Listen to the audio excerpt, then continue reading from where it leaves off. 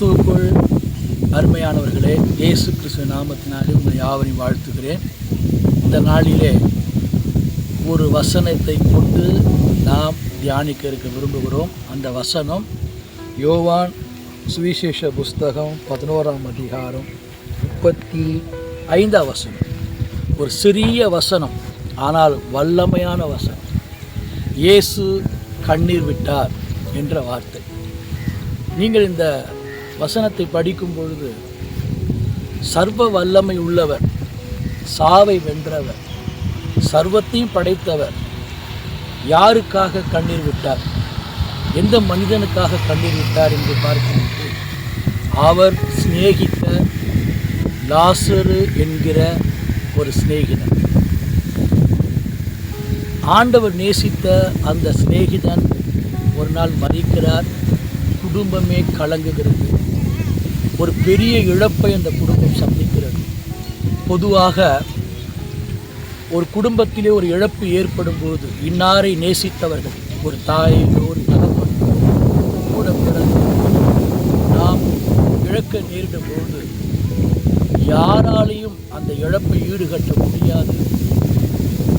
அந்த இடத்தில் யார் நம்மை தேற்றினாலும் நமக்கு ஆறுதல் கிடைக்காது. ஆனால் ஆண்டவராக இயேசு கிறிஸ்து அப்படிப்பட்ட ஒரு குடும்பத்தில் தான் ஆறுதல் படுத்துகிறவராய் அல்ல, தேற்றுகிறவராய் அல்ல, லாசருவை உயிரோடு எழுப்பி அந்த குடும்பத்துக்கு தந்த ஒரு மகத்தான அற்புதத்தை தான் நாம் பார்க்கிறோம். இயேசு செய்த அற்புதங்களிலே இந்த அற்புதம் சிறியது, இந்த அற்புதம் பெரியது, இந்த அற்புதம் அதைவிட பெரிதானது என்று சொல்ல முடியாது. அவர் செய்ததான அற்புதங்கள் எல்லாமே மிக மிக மிக மிக பிரமிக்கத்தக்கதானது, ஆச்சரியமானது. அதை நம்மால் புரிந்து கொள்ளக்கூட முடியாது. அந்த அளவுக்கு அவருடைய அற்புதங்கள், அதிசயங்கள் நம்மை வியக்க செய்யக்கூடியதாக இருக்கிறது. லாசருடைய குடும்பம், மார்த்தாள், மரியா என்று சொல்லக்கூடிய சகோதர சகோதரிகள், இந்த குடும்பத்தை ஆண்டவர் அதிகமாய் நேசித்ததை நம்மால் பார்க்க முடியும். தாம் நேசிக்கிறவர்களை தேவன் கைவிட மாட்டார் என்பதற்கு இந்த குடும்பம் ஒரு அடையாளம். இந்த குடும்பம் ஒரு அடையாளமாக இருக்கிறதை நாம் காண முடியும்.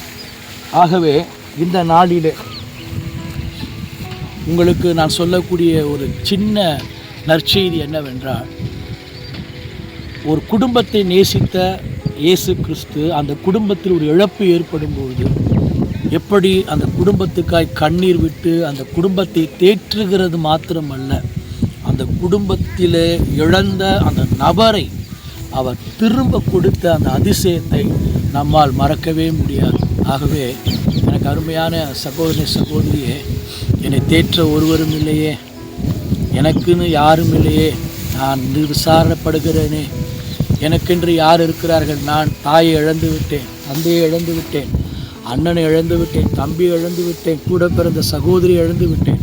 இப்படி இழந்து நற்றாற்றியே கிடக்கிற எனக்கு யார் என்று ஒரு கேள்வி உங்களுக்கு வருமானால், இதோ லாசருக்காக கண்ணீர் விட்ட ஆண்டவர் உங்கள் கண்ணீரை துடைக்க வல்லவராக இருக்கிறார் என்றதை நீங்கள் மறந்துடக்கூடாது.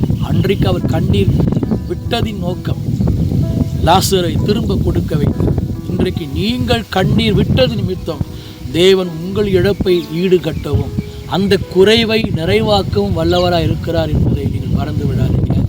இந்த 25ஆம் ஆண்டில் உங்களுடைய கண்கள் அவரையே நோக்கி பார்க்கட்டும். உங்கள் கண்கள் மனிதர்கள் மேல் பதிக்க வேண்டாம். நீங்கள் கர்த்தருடைய வார்த்தையை நம்புங்கள். எந்த தீர்க்க தரிசனத்தையும் நீங்கள் நம்ப வேண்டாம்.